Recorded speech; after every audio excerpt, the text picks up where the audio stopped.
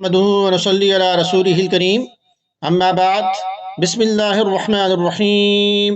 अबू हुरैरा रज़ियल्लाहु अन्हु से रवायत है कि रसूलुल्लाह सल्लल्लाहु अलैहि वसल्लम ने फरमाया, मोमिनों में से मोहताज और गरीब लोग मालदारों से आधा दिन पहले जन्नत में दाखिल होंगे।